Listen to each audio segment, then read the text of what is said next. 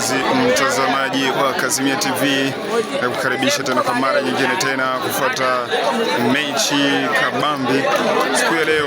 Hilo ilikuwa ni baada ya matokeo ya bao 2-1 ikiwa ni ushindi wa timu ya FC Nkanja Sport ya Kazimia dhidi ya Flambeau Bora ambaye ameweza kutoka katika jiji la Baraka na kuja katika mji wa Kazimia kwa ajili ya kuangalia wachezaji namna gani walivyo.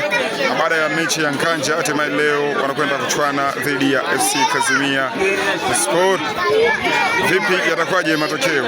Hii ni Kazimia TV, ungana nami Miraji Nurdin mwanzo mpaka mwisho.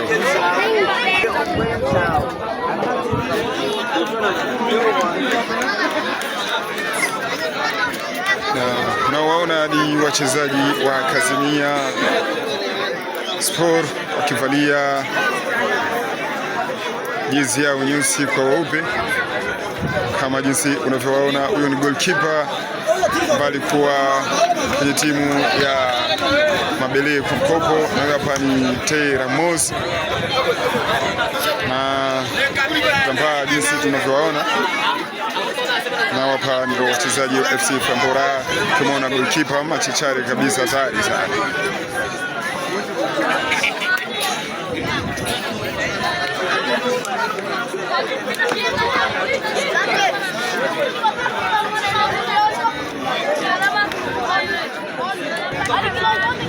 Watu wamefulia kabisa uwanjani kama jinsi unavyoweza kuona. Eneo husika kuna sehemu hata mmoja ambayo imebaki wazi kutokana na mechi kali ambayo iliyopo ya Kazimia dhidi ya Flambeau siku hii ya leo.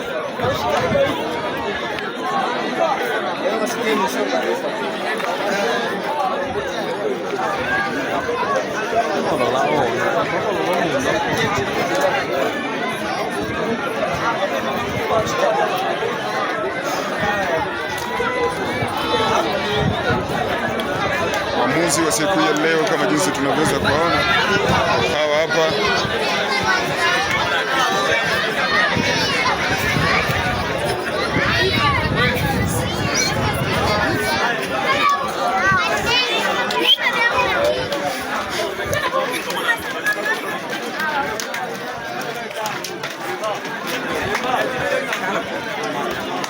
Sana nyingine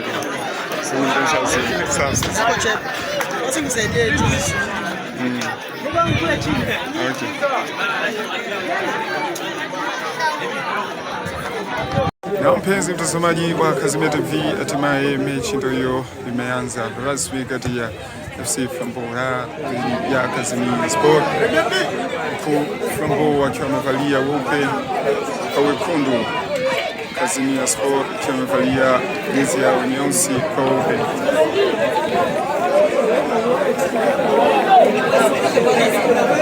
Naam, yatakuwaje matokeo ya leo? Tukikumbusha kuwa FC Flambeau hiyo imetokea katika jiji la Baraka kwa ajili ya kuja kuangalia wachezaji katika mji wa Kazimia, ikiwa na mechi zake 4. Mechi yake ya kwanza alicheza dhidi ya Nkanja na matokeo yakawa bao 2-1 kwa ushindi wa FC Nkanja Sport. Na siku ya leo watujui watakuwa na ushindi au tena wataangukia poa. Bado tutazidi kuwa pamoja. Usisahau kusubscribe YouTube channel yetu pamoja na kulike, bila kusahau kushare kwa wengine waweze kuangalia namna gani FC Flambeau iweza kuja kufanya katika mji wa Kazimia. Hii ni Kazimia TV, nami Miraji Nurdin.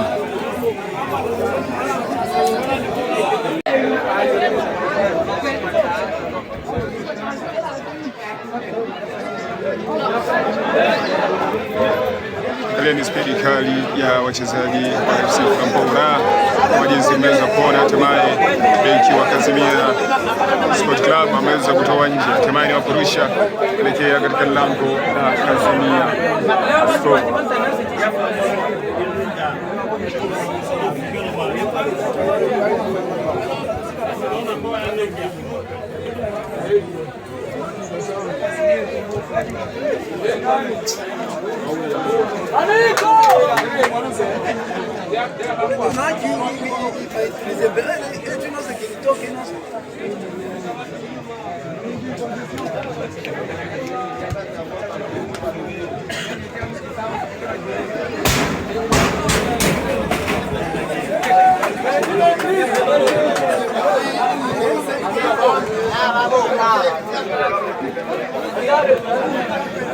Mwana kocha wa Flambeau akiwaambia dakika ndo zimeenda, inabidi wapate bao ikiwa ni bado mapema sana kwa kupoteza muda.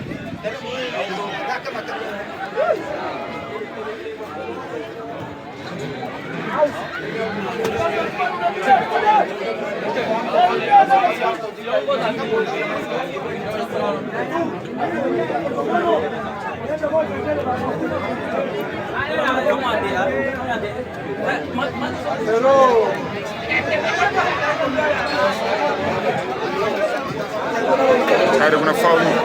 Mchezaji wa Flambeau ameweza kuchezewa vibaya eneo hili.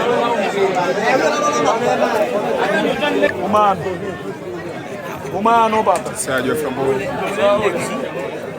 ameweza kuchezewa makosa hatari mpaka sabani kwa chini.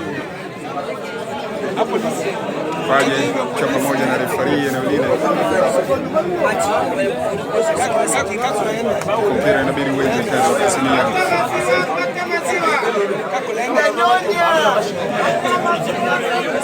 Ni eneo hatari kabisa hili, sababu kipigwa moja ndefu pale tunakubalizia kichwa pale ndio ni hatari sana. Mchezaji ameweza kusimama na kusonga pale kwa kasi. Tayari mchezaji wa Flambeau piga rusha mara moja kwa kipa pale. Hatimaye wamemaliza. Refari amesema kuwa ni offside. Sema kuwa ni offside. Kile hatimaye Flambeau wakaamisha ule nyavu kabisa upande wa Kasimia. Tayari walikuwa wameshaandikisha, lakini refari amesema kuwa ni offside kwa kisaliwa na kitambaa. Mwisho kwa golikipa ambaye yuko ni magoli Donnarumma bali kuwa kwenye Simba mbele kwa Super Cup. Chama amerudi tena katika timu yake FC Kazimia. Mechi inazidi kusonga mbele. Haya alikuwa ni usadi ndio namba 10. Tunapelekea kabisa tunaja Flambeau kukosa ushindi mapema. Kwa dakika za mwanzo tu.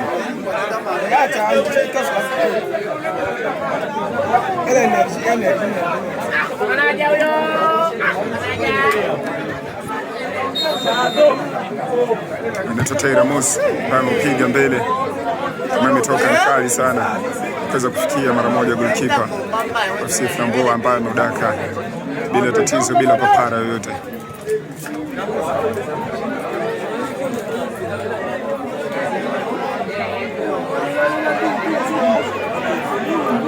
Tarehe 24 mwezi wa 6 mwaka 2026 kumwona mchezaji FC Flambeau ambaye amekosa nidhamu kabisa pale mpira kuweza kutoka nje bila kabisa ya kuhakikisha na kutuliza mpira vizuri. Alikuwa ni opportunity yake nzuri kabisa. Mbona tena Ramos ameweza kutoa vibaya, lakini bado mpira upo miguuni mwao. Bado timu ya FC Kazimia namba 5 mgongoni. Mnyang'anywa kabisa na beki wa Flambeau. Flambeau akiwa bado na mpira.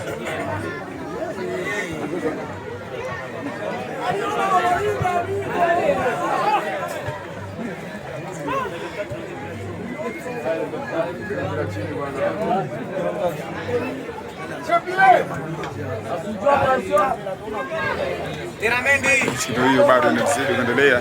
Timu imetoka kuelekea upande wa Flambeau na kurusha. Mendy ndio amesukuma mchezaji wa FC Etoile Jaune, hatimaye yuko FC Kazimia kwa mkopo. Mradi kuhakikisha wanao ushindi. Ikiwa ni hatari kabisa. Piga shuti na kwenda pembeni kabisa. Mkono umechini vizuri kabisa kuweza kupatia FC Flambeau ushindi tena mwingine. Kosa nyingine. Mkono opportunity nyingine kabisa. Baada ya beki tena Moscow tena FC Kazimia kuweza kushindwa kabisa kuzuia mpira ule. Hatimaye mpira umeweza kupigwa shuti na kutoka nje. Mchezaji wa Flambeau makombe na saa 17 mgongoni anaweza kukosa nidhamu na utulivu kabisa kwa ajili ya kupiga mpira ule vyema kabisa kwenye makira ya FC Kazimia.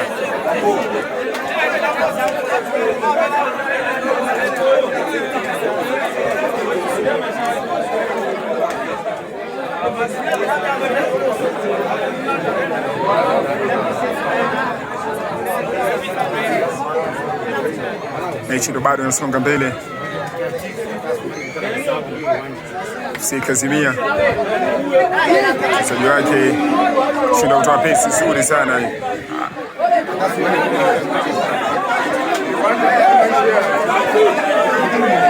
Ni beki FC Flambo amepiga shuti nje sababu ya kukoa. Mechi inazidi kuendelea. Sadio Flambo piga mbele, Tera Mosi akiwa kwenye mashindano kabisa. Namba 17 mgongoni Flambo.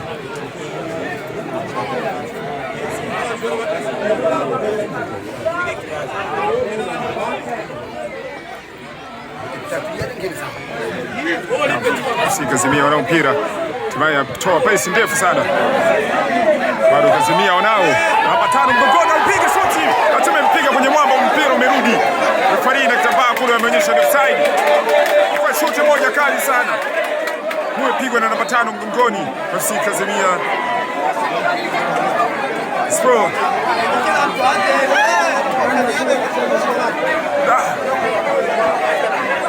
Kwa shoti moja kali sana ile.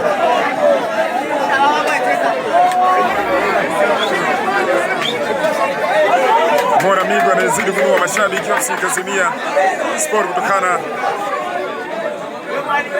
opportunity hiyo ambayo imeweza kujitokeza hapo. Mechi bado inasonga mbele.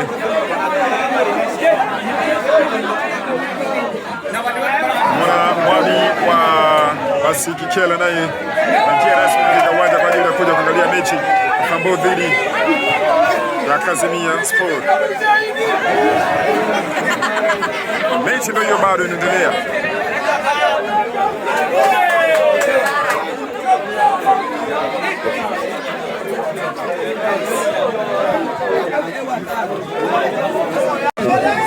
Kora hiyo hatari sana.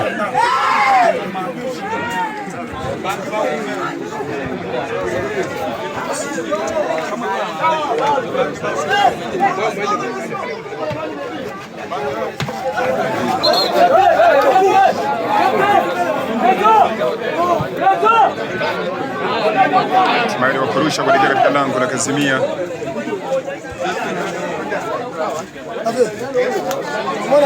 Kama jinsi unavyoona mpira bado unasonga mbele.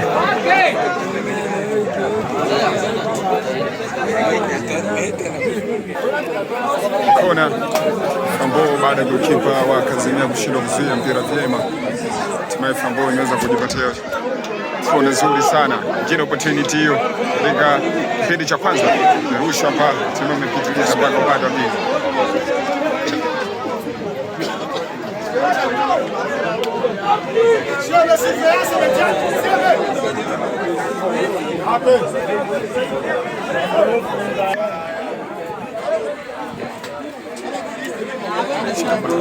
Songa mbele bado tukiwa ni sehemu ya kwanza kabisa ya mchezo.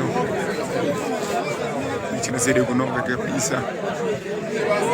Unaona mpira ndefu sana. Tumaye umetoka sana. Kipa kuja kufuatilia kwa nguvu.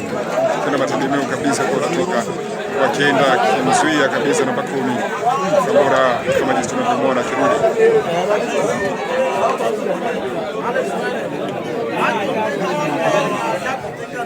Roma ikiwa na 99 mgongoni.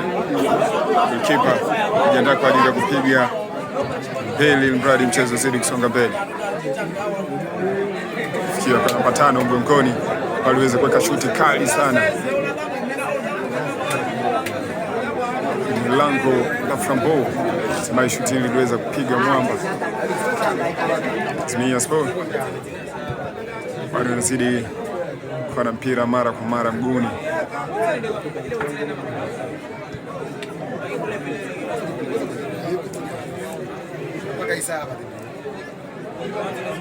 Kile Flambo kuweza kuwa ameshapata opportunity nyingi sana za kuweza kuona nyavu Kazimia.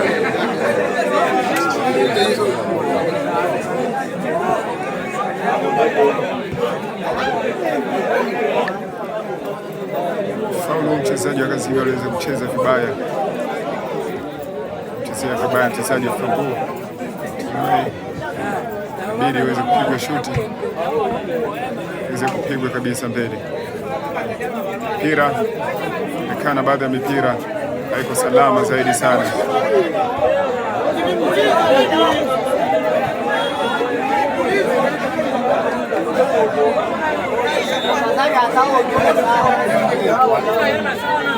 Pigwa mbele, kipa ameweza kudaka mpira ule bila tatizo lolote.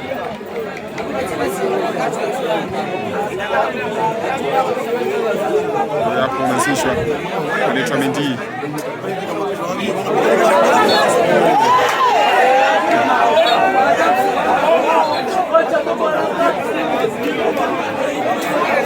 Weza kutokea faulu pale hatari.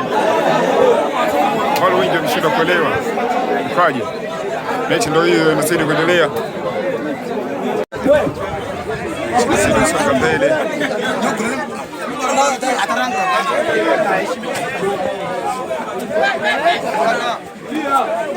Tunaweza kuona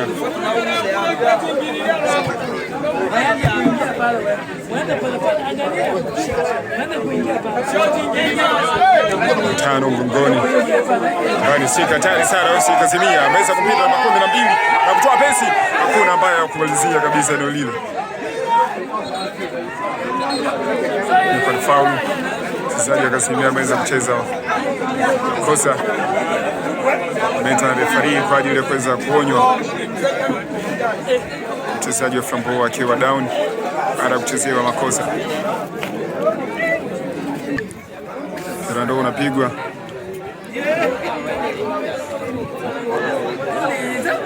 kile mabeki wa Kazimia wameweza kuzuia, bado mpira unachezewa katikati kwa mara nyingi sana. Kana namba 10 mgongoni wa Flambeau ameweza kuchezea vibaya Taylor Moss. Refaria akizidi kumonya taratibu.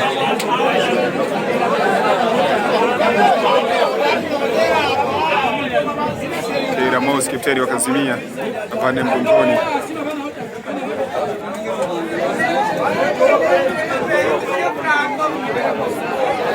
Ameweza kuinuka na hatimaye mpira unazidi kusonga mbele. Watano mgongoni, tumeweza kukosa usaidizi kabisa.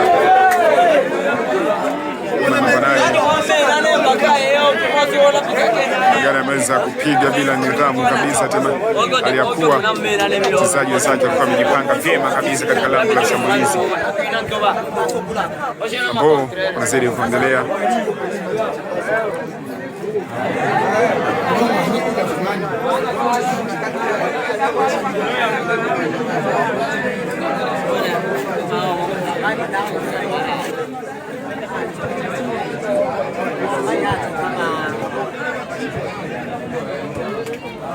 Ramos ameweza kuzuia bila tatizo lolote.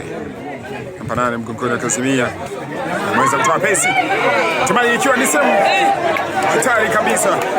Fataka akitoa pesi kina 17 12 mgongoni wa Sifa ambao ameweza kutoa mpira ule, hatimaye ni kona. Kwa nyingine opportunity nzuri kabisa ya FC Kazimia Sport.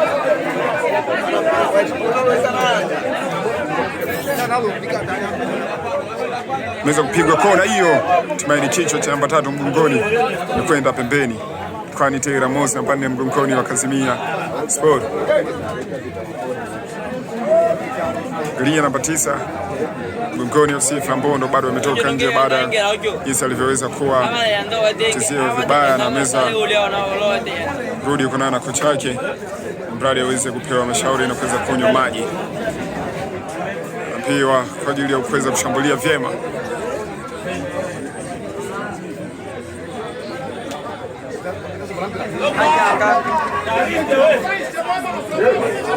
Chenga kabisa mbili hizo mchezaji wa Kazimia Sport.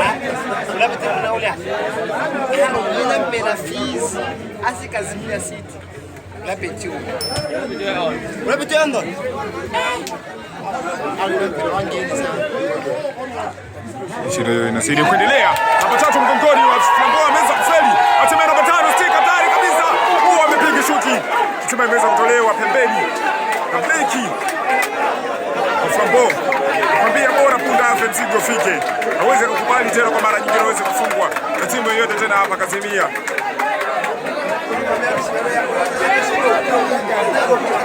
Kipa aliweza kupigwa chenga, lakini shuti ambayo aliweza kupigwa ilikuwa ni nyepesi kidogo. Hatimaye beki wa Flambeau ameweza kuipangua mpira ule vyema kabisa, na hiyo ni corner kick. Corner ndio imeandaliwa kwa ajili ya kupigwa. Je, Kazimia waweza kuchukua ushindi?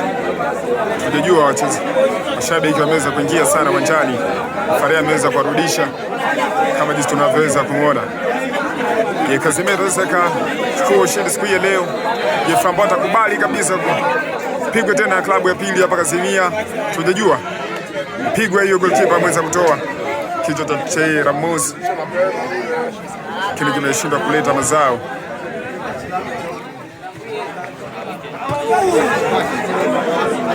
Mechi ndo bado inaendelea vyema. Namba 2 mgongoni tokea Kikonde cheza vyema upande wa Kazimia. Flambeau bado hajaweza kutuliza mpira vyema mguuni. Namba 10 mgongoni wa Kazimia shinda kwanza kumiliki vyema mpira wake, bali kurusha kuelekea katika lango la FC Kazimia. 15 mgongoni ndio huyo narusha. Bado ni mapambano makali kabisa kati ya Flambeau dhidi ya Kazimia Sport.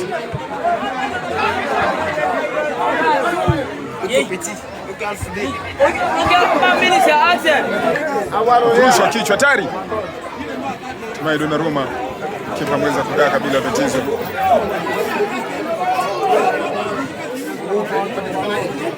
Rusha mbele kwa ajili ya mechi iweze kuendelea. Nigo shindo kabisa kumiliki vyema mpira namba 9 yake ambaye amefuata mgongoni. Hatimaye ambao wanazidi kushambulia zingatia vyema namba 10 na namba 10 wameweza kubadilishana. Mmoja ameingia 7, mwingine ameingia kwenye 11. Kwa jinsi walivyoweza kwanza kucheza mwanzo. Mechi inazidi kusonga mbele. Kona Flambeau kuelekea FC Kazimia. Kona 14 mgongoni ambao waliweza kubadilishana na ule namba 10 mgongoni waweza kupiga kichwa, ila kichwa chake kimeweza kwenda pembeni.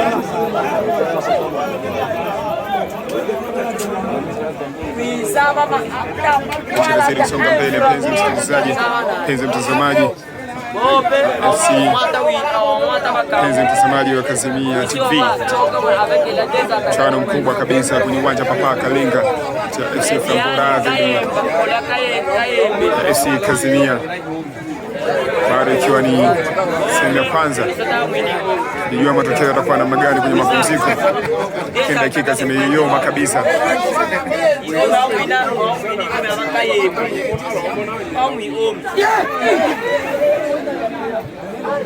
Beki wa Flambeau wapo makini sana kwa hali kubwa ile. Anapoteza mgongoni FC Flambeau, yupo na mpira, timu imeweza kumilikiwa na mpande mgongoni FC Kazimia Sport. Amego kiwa na mpira upande wa ushambuliaji, ameweza kupita baada ya beki wa Flambeau kushindwa kumzia yule upande wa kona kule. Angalia namna gani anaweza karusha. Piga huo. Beki wa Flambeau yuko makini kwa hali ya juu, anaweza kupiga mbele namba 10 mgongoni. Huyo labda yupo side, hatimaye inabaa anaweza kupandisha kichwa chake. Tuonyesha kuwa ni offside. Kocha anasema kuwa bado hajavuka upande wa pili.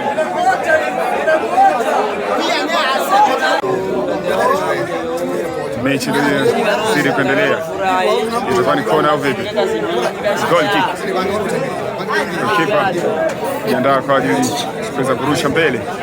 Kurusha mbele kwa namba 14 mgongoni. Wakishambuliana Mendy kabana hapo. Mendy ameweza kutoa nje.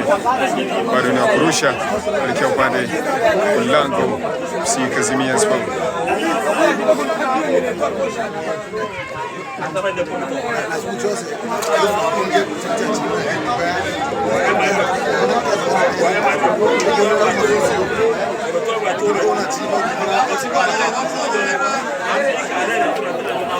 Kutoka ni goal kick.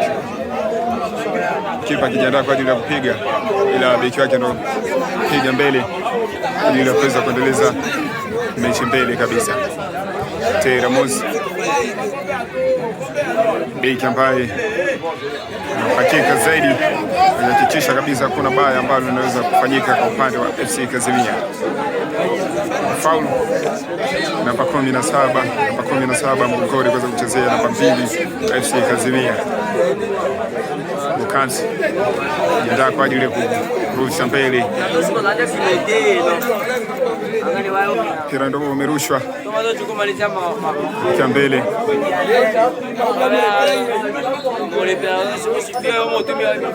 Anza kutoka tena ni goal kick.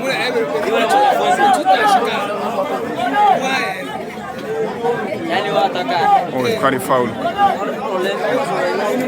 Bado nzidi kusonga mbele, mpenzi mtazamaji wa Kazimia TV. Nzidi kubaki nasi. Kiari mechi ya kwanza kuweza kuipandisha live.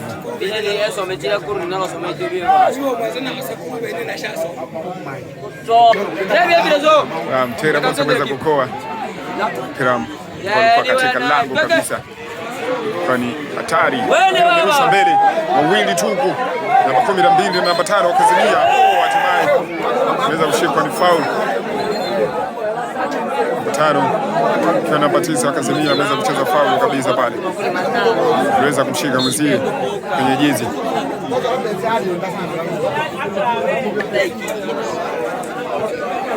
Beki ambaye amesukwa anaweza kurusha mbele kwa ajili ya kuweza kutafuta ushindi upande wa Flambeau. Hatimaye pesi nzuri kuelekea kwa namba 15 mgongoni. Shinda kumiliki vyema, mpira umeweza kutoka. Mmoja singeweza kwenda mtambaki kani. Kuelekea mpira ule vyema. Hatimaye Flambeau wanazidi mshambulia na kurusha kuelekea katika lango la FC Kazimia Sport. Ramos ameweza kurudisha mpira ule kwa kichwa. 15 amerusha. Hatimaye mabeki wa Kazimia wapo makini sana, shuti nzuri sana. Hatimaye goalkeeper Kazimia ameweza kutoa mpira ule vyema kabisa. Ilikuwa ni shuti kali sana na washambuliaji FC Kazimia, FC Flambeau. Ilikuwa ni shuti kali sana nini. Watu wa Flambeau walikuwa wameshaanza kuipa ushindi kabisa kwa upande wao. Kona umerushwa, labda ndio kwa ushindi mwingine. Hatimaye kichwa cha namba 14 mgongoni umeweza kupanda juu ya magoli kabisa. Kwa ni hatari sana, kwa ni shuti hatari. Hoteli zinazidi kwa nyingi kwa upande wa Kazimia, upande wa Flambeau dhidi ya Kazimia Sport. Mpenzi mtazamaji wa Kazimia TV, mpira ndo bado nzidi kusonga mbele. Kumbusha kwa Flambeau imeshakuwa na shuti nyingi ambazo ameweza kuzipiga. Goli FC Kazimia ambao ameshakuwa opportunity nyingi sana.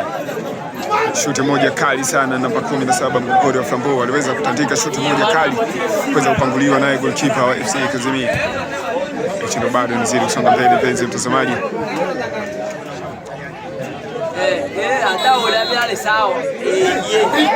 Faulu tena na shambuliaji hatari wa FC Kazimia ameweza kucheza makosa kabisa kwa mabeki Kambora.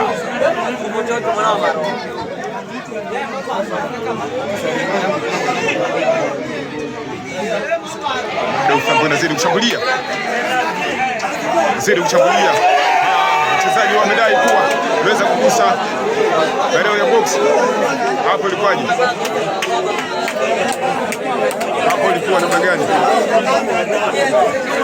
Angalia kocha wa Flambeau anazidi kulalamika kosa lile. Kumbuka mechi dhidi ya FC Kazimia, kocha ambaye aliweza kulalamika sana makosa makubwa upande wa marefari. Hatimaye leo nizidi kulaumu tena swala hilo. Dakika 5 za nyongeza kabla ya kwenda kwenye mapumziko. Pia katika lile shambuliaji wa Flambeau, Tera Musa ameweza kuumia, kuweza kutolewa nje kwa ajili ya kuweza kupata huduma ya kwanza. Kwaje yeye anaweza karudi katika dakika 5 hizi ambazo zimeweza kuongeza kwa ajili kabla ya mapumziko. Angalia mechi ndo bado inazidi kusonga mbele. Bado Flambeau anazidi kumiliki mpira vyema katika miguu yao. Rusha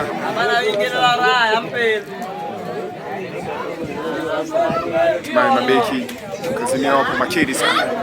Bado Flambeau wanamiliki mpira mpaka sasa. Tera Musa tayari kameshaingia ajili ya kuja kumalizia sehemu ya kwanza.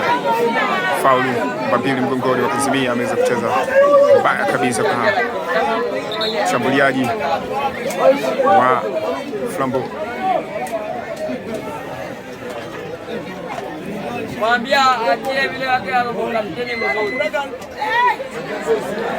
Rushwa kumkomesha rushwa. Hatimaye goalkeeper wa Kazimia yupo makini sana. Zingatia ameshakuwa ni goalkeeper mzuri sana. Ilikuwa ni baada hatimaye namba 5 wako katika box kwa ajili ya kushambulia. Umeweza kushindwa kabisa kuweza piga shuti. Hatimaye mabeki Flambeau wapo makini kabisa, baadaye uweze kukubali kabisa kufungwa tena kwa mara nyingine timu yote tena Kazimia. Mbusho aliweza kutandikwa mabao 2-1 dhidi ya Mkanja. Hatimaye naona mabeki kwa siku ya leo wapo makini kwa hali ya juu. Kwa mshambuliaji mwingine goalkeeper Flambeau yupo makini kwa ajili ya kuweza kuzuia mshambuliaji wowote ule wa Kazimia.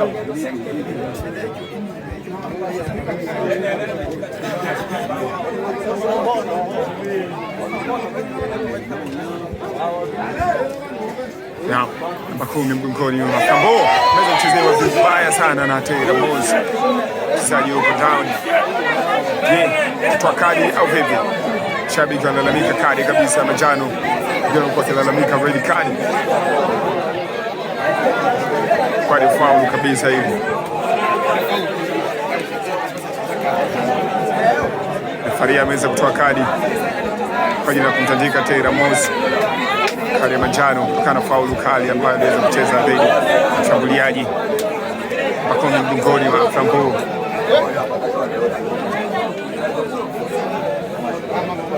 Rusha mpenzi mtazamaji wa Kazimia TV. Kipa yupo na magoli pale. Donnarumma ameshakuwa ni golikipa mzuri baada ya kuchezea mechi za kutosha kwa mkopo ni timu ya FC Mabele. Hatimaye kwa sasa ameshakuwa ni golikipa mzuri sana. Flambeau wameweza kucheza kiutaalamu, lakini kapteni ameweza kupoteza mpira. Migu yupo kwenye lango la shambuliaji 17 mgongoni. Firimbi imepigwa kwa ajili ya mapumziko. Mkoa nikikumbusha mpenzi mtazamaji wa Kazimia TV, matokeo bado ni bila. Kuna bao wameshaona nyavu na upande wa wenzao. Keni FC Flambeau wameshakuwa robotini niti nyingi sana za kuweza kuona kabisa nyavu, lakini yule ambao aliweza kuona ilikuwa ni offside. Refari wamechukuliwa ulinzi mkubwa sana kutokana na kelele ambazo zinatokea mara kwa mara kwa uwanja Papa Kalenga. Polisi wawili wakilinda marefari vizuri sana kwa ajili ya fujo, usefu wa nidhamu ambao unazidi kutokea mara kwa mara. Huyu ndio refari ambaye yupo uwanjani kwa ajili ya kuweza kuamua vyema mtambaa wawili hao tunazidi kuona hapo. Kipa ambaye Kazimia Sport huyo kiwa naye Kayamba Chege haya yuko msaidizi wake hapo, ndipo Donnarumma tumia. Kayamba yuko eneo hilo Chege.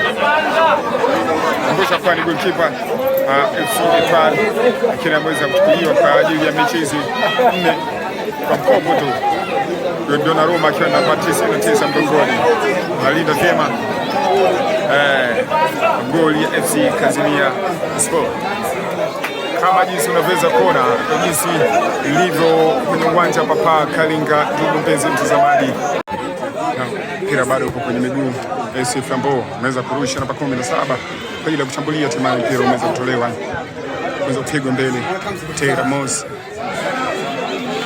Migo namba 17 mgongoni, FC Kazimia zidi kuweka tabani kule, amepiga kwa juu. Beki Flambeau ameweza kupiga kichwa na kuweza kupangua kabisa rasmi. Bado Migo nao mpira ule.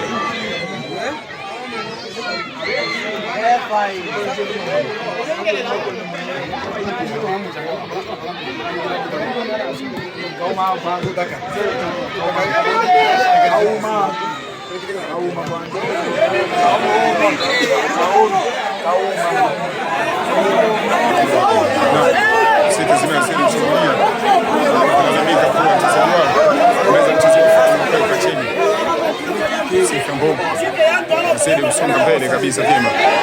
Angalia ni mshambuliaji Teira Mos mmoja namba 17 mgongoni. Teira Mos ameweza kutoa mpira ule vyema. Ameweza kutoa vyema. Kila kinalalamika kuwa tabaa kuweza kupandisha kwa ile offside. 17 mgongoni, mshambuliaji hatari sana wa Flambeau yupo down baada ya mpira kupigwa na Teira Mos kanje. Labda uliweza kugusa kidogo kwa sababu kwa kwenye kimbizana kabisa pale. Anahitajika watu kwa ajili ya usaidizi kuweza kumtoa sawa. Mshambuliaji ameweza kuumia eneo hili. Bahati mbaya watu wa Red Cross kuweza kuja kwa ajili ya kuwa anatoa huduma za kwanza.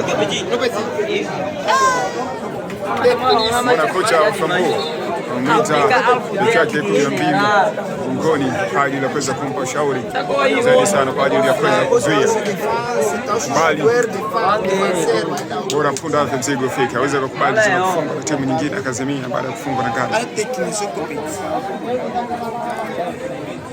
Ongeza zewa pika nzuri nini? Nisha kona ile. Kona ambayo itapigwa na mtaalamu sana na wachezaji. Flambeau kipa ameutoa. Kipa kangua mpira ule vyema kabisa. Kipa ameshakuwa ni mzuri zaidi na mwaka uliopita. Tumani kona nyingine mpya.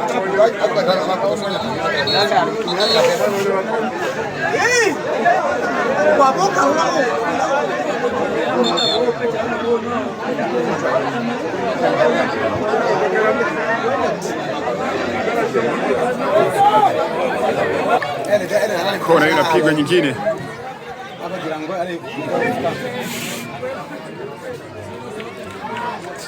Ikiwa Kazimia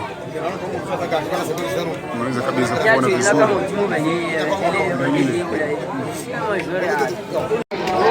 Kona tena upande wa Flambeau sasa zaidi. Mwana Kino naye pia kwa ajili ya kuweza kuingia kwenye upande wa ushambuliaji wa FC Kazimia. Kona inapigwa.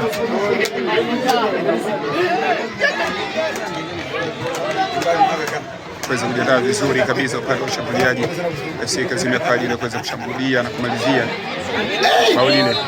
Refari ameamua kuacha apige filimbi kwa ajili ya fauli.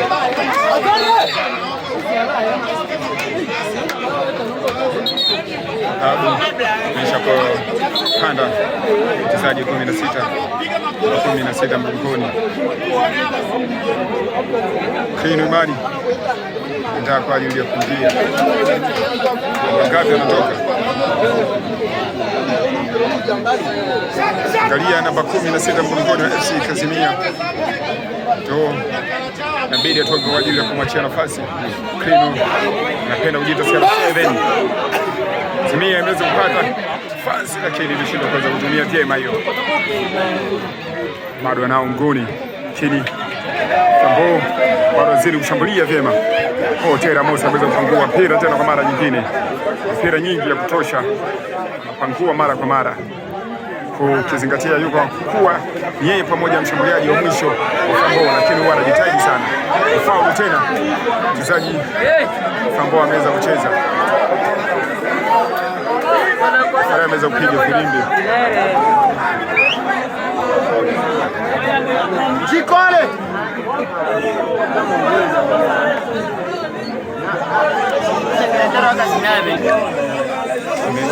ameonekana kuumia, kwa ni mshambuliaji ambaye alikuwa anasumbua sana, anasumbua beki wa Flambeau, lakini maisha mira yake ameweza tena kuinukia kwa mara nyingine, sababu ni mtu ambaye anaumia mara kwa mara, anajeraha ambalo na mara likiamka wala sana.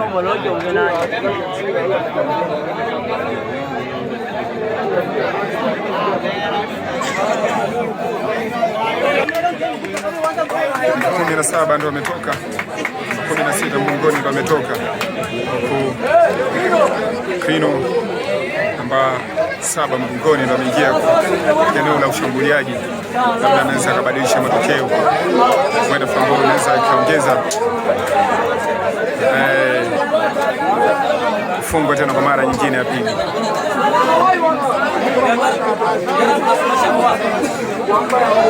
Bado Tera Mosa amejiandaa kwa ajili ya kuweza kupiga mpira huu.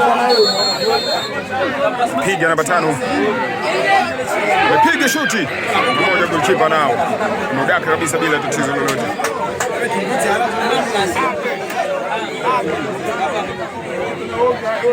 Ilikuwa ni pesi nzuri sana, mshambuliaji hatari anabatisa vyema, angeweza kupiga shuti lile vyema kuweza kuona nyavu. Krino mpira wake wa kwanza, hatimaye ametoa pesi ambayo ni ndefu kali, ndefu sana. Mshambuliaji wake ambaye yuko namba 9 shindwa kabisa kukuta.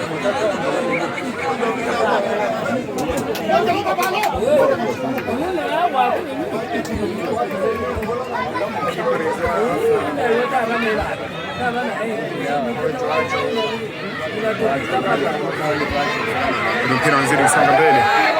Krino tena kwa mara nyingine, bali mshambuliaji ambaye bado ameingia.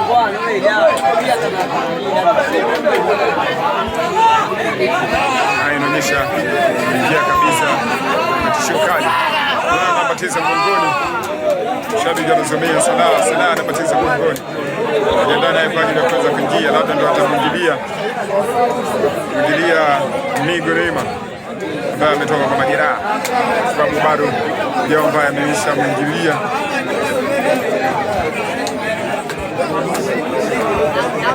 Namba 9 huyu anaisha kwenda mwingilia. Tunaona badiliko mawili upande wa Flambeau, wapo hapo kwa ajili ya kuweza kuwasha moto kabisa upande wa Flambeau, kuweza kutikisa watu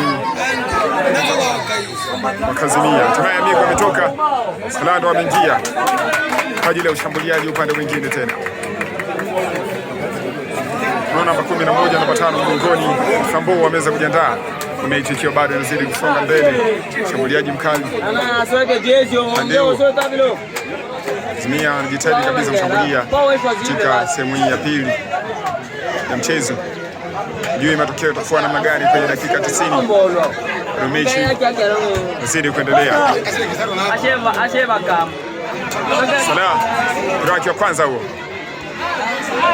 Asida mgongoni anashindwa kuweza ngili vyema.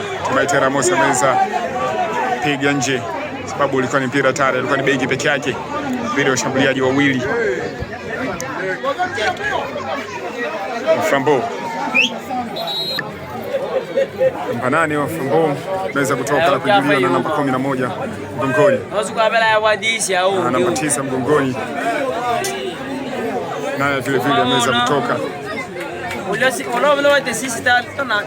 Tisa mgongoni ametoka kupigiliwa naye namba 11 mgongoni, ambaye ni mshambuliaji, anatafuta kuchwaisha, hataki kukubali kushindwa siku ya leo kwa mara nyingine tena. Au kwanza hata isoletea Yesu wala watu wa Israeli.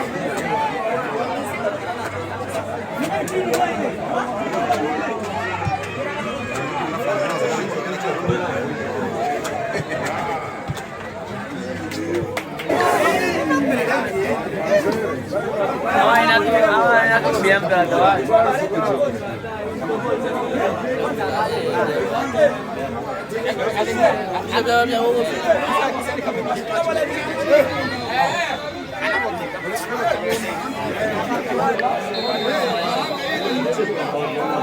Inazidi kuweka tishio sana, zidi kutishia sana mabeki wa Flambeau, kufahamisha tishia kwa mara nyingine tena, na marefariwa kwa makini sana kwa ajili ya kushika offside mara kwa mara.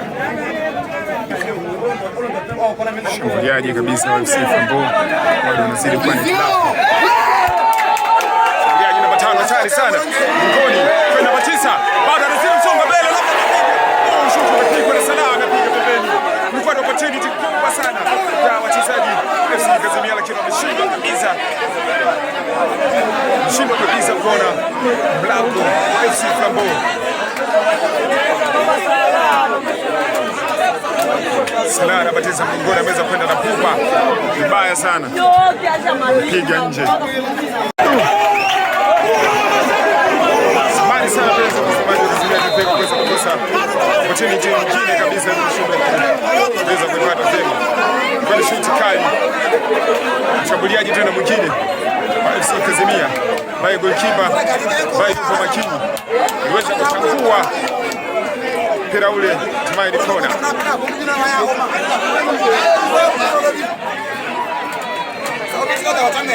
Bado mabadiliko yanazidi fanyika upande wa FC Flambeau. Hatimaye mwingine anaweza kuingia, sijui kama ni mshambuliaji au ni beki. Kwa ameweza kupigwa, goalkeeper ameweza kudaka bila tatizo lolote. Hatimaye ameweza kurusha mbele kwa haraka zaidi, wenda unaweza kupata shambuliaji, wenda unaweza kupata goli. Beki ameweza kutoa, FC Kazimia ameweza kutoa eneo lile, Kimani wa kurusha kuelekea katika lango la FC Kazimia, na umerusha kwa tena umerejeshwa nje. Karibia kurusha tena kwa mara nyingine, Flambeau akitafuta kabisa ushindi kwa hali na mali, akikataa hawezi kukubali tena kufungwa mara nyingine. Imerushwa juu sana, ni kitu kizuri sana, namba 11 bado anaweza kuingia, pigo kitu kizuri sana. Hatimaye Akina anaweza kutikisika, Maruma ameshinda kuona goli lile, ameweza kushambulia kwa hali kubwa sana, kichwa kizuri sana kama jinsi tunavyoweza kuona, shambuliaji mzuri sana. Mtenzi ameweza kudesi kwa ajili ya ushambuliaji wao, goli lao ile hatari kabisa. Kwa namba 10 mgongoni ameweza kuonyesha uwezo wake mzuri wa kichwa, kitu ambacho ilikuwa ni kali zaidi, kipongezana na kocha wake kama jinsi tunavyoweza kuona, kwa ni balaa. Ndugu penzi mtazamaji, kikumbusha sehemu ya pili, matukio yakiwa ni bao moja upande wa FC Flambeau dhidi ya Kazimia FC Kazimia Sport. Na zidi usonga mbele, hatimaye Kazimia wameweza kukubali kuchea bao moja, walikuwa ni la kichwa. Je, tujui kama wataweza kugomboa goli hili? Walikuwa ni goli hatari kabisa. Flambeau wanazidi kupata opportunity nyingine zaidi sana, mpenzi mtazamaji wa Kazimia TV. Hatari, mechi bado inazidi kupamba moto. Kwa anakuambia hawezi akakubali tena kuweza kupigwa kwa mara nyingine tena. Mpira umerushwa kwa hali ya juu, goalkeeper ameweza kuona kumpa beki wake. Marekana ni faulu. Marekana ni faulu.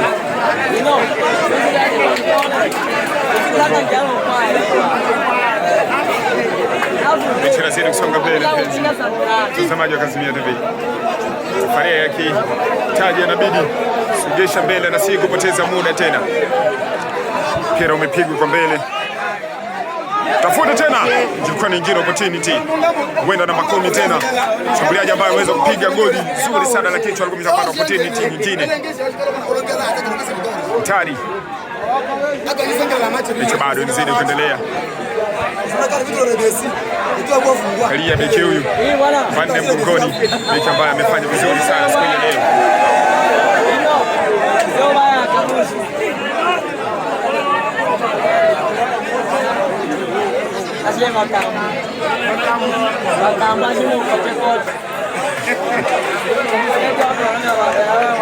Hatari kabisa.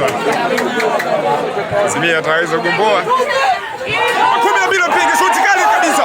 Kipa ameweza kudaka. Kinda alikuwa ameshapiga. Kinda alikuwa makini kabisa kwa ajili ya shuti ile. Kwa ni mtihani mkubwa sana. Wenda karibia kugomboa.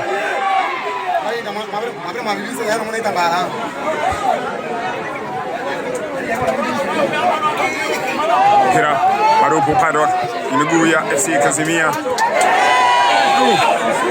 Anaweza kuruka, ni hatari sana. Hiyo ni faulu kubwa.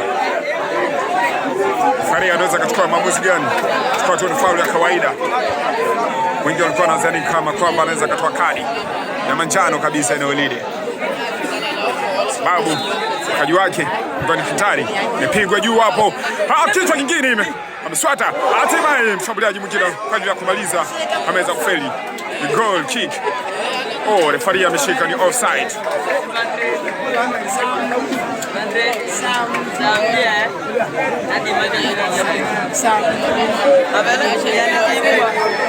Hali ni ngumu sana upande wa Kazimia. Si Kazimia Sport. Hali ngumu. Hiyo ni baada tu ya kuweza kutandikwa bao moja.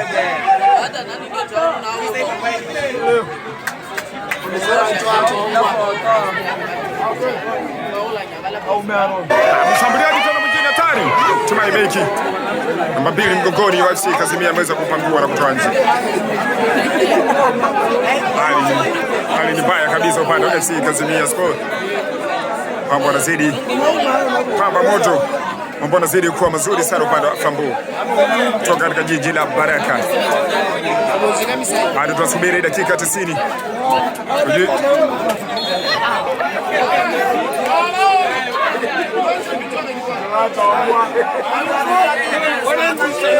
Chio zidi kusonga mbele mpenzi mtazamaji wa Kazimia TV.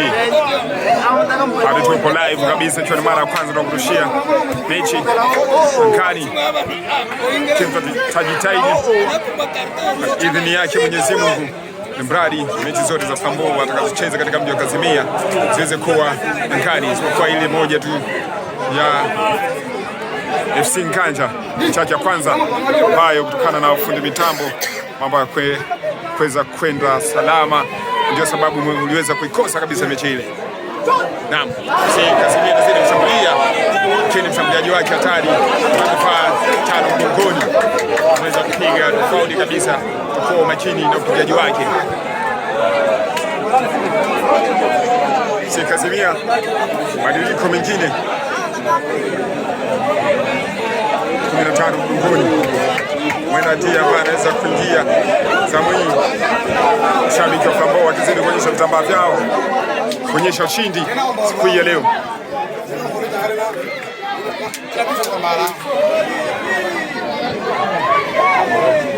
Makumi na 4 mgongoni wa Fambo.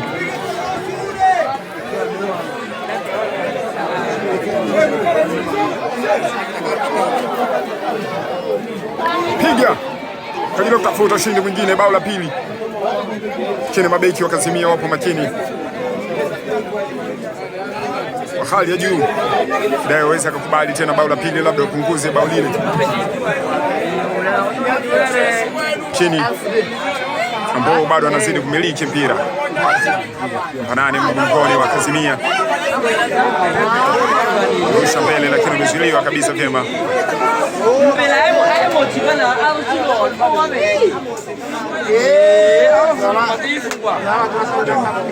Bado Kazimia, barua kikubwa sana.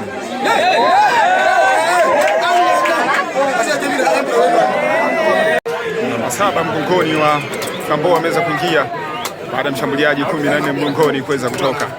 Palikuwa ni tishio kubwa sana kwa mabeki wa Kazimia, lakini kana kuna bao lolote ambalo ameweza kufunga, ameweza kumachia namba 7 mgongoni. Kukumbusha akiwa sababu ni mara ya kwanza kujakariri majina ya wachezaji.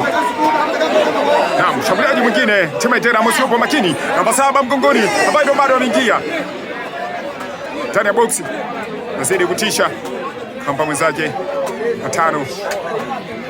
Metoa pesi nzuri sana, hatimaye mpira umepigwa mbele. Beki wa Kazimia mweza kuona vyema mshambuliaji ule Flambeau.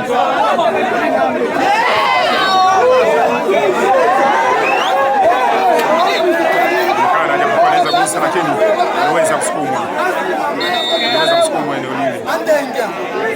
Namba 6 Kazimia ameweza kutoka na 15 kuweza kuingia nafasi yake. Kizidi kaza katikati yao, sababu katikati yao inazidi kuumia. Mpira unazidi kusonga mbele, mpenzi mtazamaji wa Kazimia TV.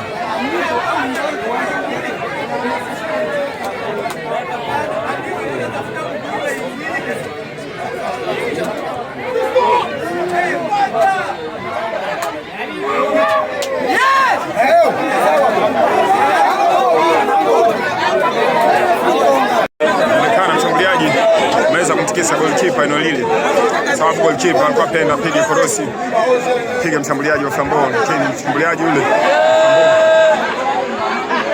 aliweza kumtikisa. Mshambuliaji mwingine namba 2 mgongoni ameweza kupata nafasi nyingine. Haidilio mshambuliaji amepiga, hatimaye mshambuliaji wenzake walimisha kuwa mbele, walikuwa mbele, mpira umekuja nyuma, tumeweza kutoka. Bado Flambeau wanao mpira.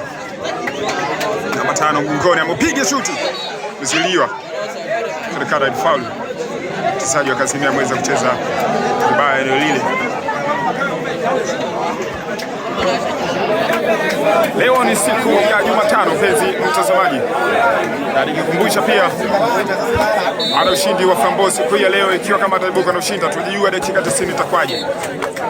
Siku ya Jumamosi Flambeau anakwenda kukutana na FC Mabele, waliweza kuchukua ushindi hapa Super Cup katika kijiji cha Karamba, waliweza kucheza dhidi ya FC Nganja Sport. Tujui ushindi utakuwa namna gani. Angalia namba 9 wa Kazimia mgongoni umeweza kutoka,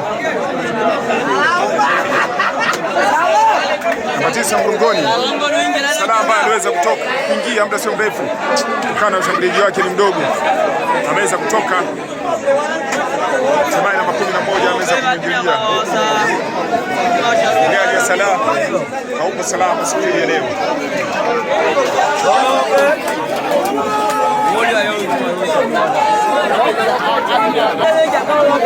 Hiyo ilikuwa namna gani mpaka Salah aweze kutoka, lakini inaonyesha kuwa mshambuliaji wa Salah kwa ni mdogo siku hii ya leo.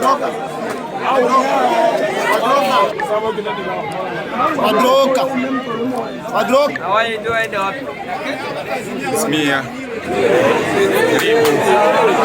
mwenda inaweza kagomboa bawili na dakika hizi chache ambazo zimebaki.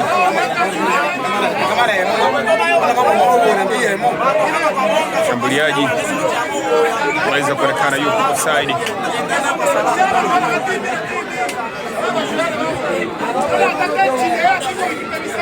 Kazimia anazidi kujitoroa taratibu kutokana na namba 12 namba 15 walioingia katikati kwa ajili ya ushambuliaji, kwa ajili ya kusaidia.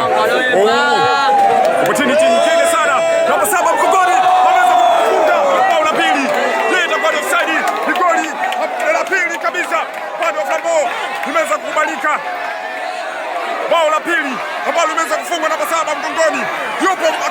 Yupo makini kabisa, yupo makini kadiri hatimaye ameweza kufungua jezi kutokana na bao lake la pili. Bao lao la pili, FC Flambeau wameweza kuhakikisha bao la pili, bao ambalo limefungwa na namba 7 mgongoni, ambalo kwa nje kuna bao lake nje, ameweza kuingia na bao lake. Mchezaji hatari sana kama jinsi unavyoweza kumwona, ameweza kuvua jezi na kuweza kuonyesha ukali wake. Mchezaji hatari sana. Ni balaa upande wa FC Flambeau wakiwa na ushindi wa bao 2-0, huko Kazimia akiwa hajaona lolote upande wa pili. Hali ukali sana, mechi inazidi kushamiri. Ndugu mpenzi mtazamaji wa FC, ndugu mpenzi mtazamaji wa Kazimia TV, kocha anazidi kuwapa motisha wachezaji wake. Itakuwaje tena hatujui. Flambeau zidi kuonyesha vitambaa vyao kwa shabiki kubwa kabisa. Hatimaye Kazimia ameweza kugusa mpira, lakini mambo ndo bado tena. Shambuliaji mwingine tena namba 10 mgongoni, bado anaweza kufunga bao la kwanza, anaweza kupata nafasi nyingine, lakini tena Mosi yupo makini kwambia hatuwezi kufunga bao la tatu tena mara nyingine, labda tena tupunguze bao hizo. Merushwa mpira huu, goalkeeper ameudaka kwa makini.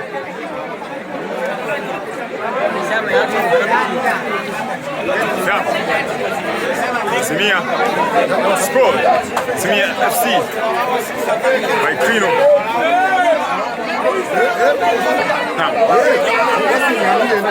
Mchezaji Piramano zidi kusonga mbele. Shambuliaji mwingine tena Flambeau namba 10 mgongoni, nao mpira chini, ameweza kuzilika kidogo.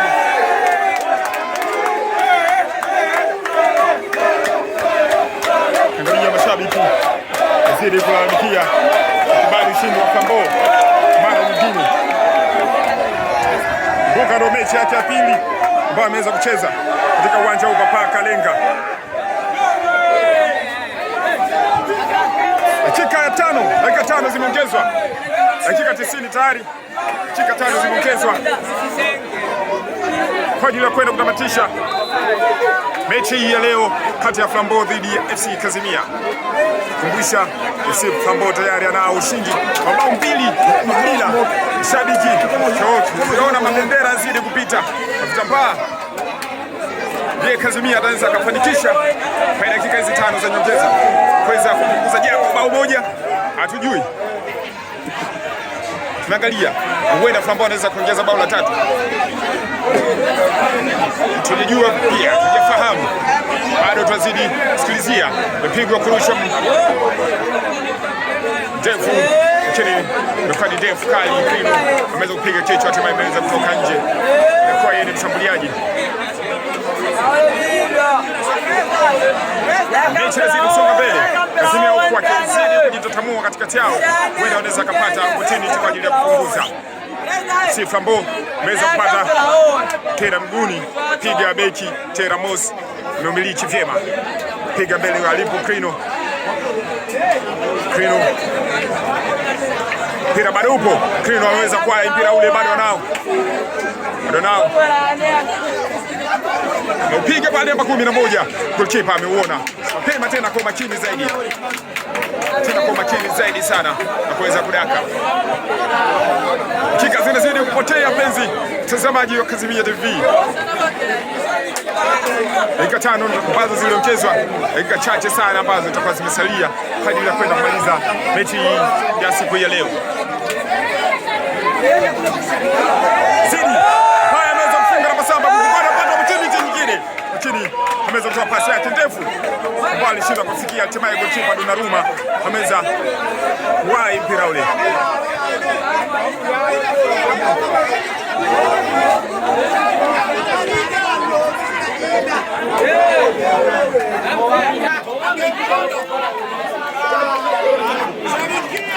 Mechi bado inaendelea kwa dakika za nyongeza, mpenzi mtazamaji Kazimia TV. Wenda Kazimia anaweza kupunguza bao moja kwenye mabao mawili ambayo tayari wameshatandikwa. Mashabiki wa Flambeau wapo makini kwa hali ya juu. Namba 7 mgongoni tena. Amepata nafasi nyingine. Ila ameweza kuonekana ni faulu.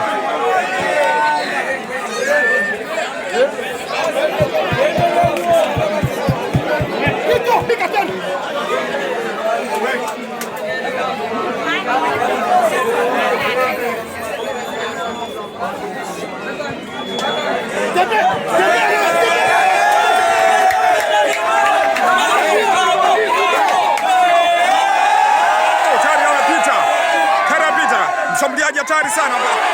Sikumbuka aliweza kufunga bao la kwanza la kichwa. Tena alishakuwa eneo hatari kabisa. Shabiki waziri kulamkia Flambeau. Furaha iliyoje kwa upande wa Flambeau. Shinda michao ya pili. Shinda michao kwa mara ya kwanza. Bao 2. Busha ni mechi yao ya pili. Michao ya kwanza waliweza kupigwa bao 2-1 dhidi ya Nganja. Refari amepiga filimbi ya mwisho. Hatimaye mechi imeweza kumalizika. Kona na kocha wakiweza kusalimiana kwa ajili ya kuweza kuagana kutokana na mechi kali ambayo iliweza kushuhudiwa siku hii ya leo. Hali ilikuwa si shwari kwa upande wa FC Kazimia.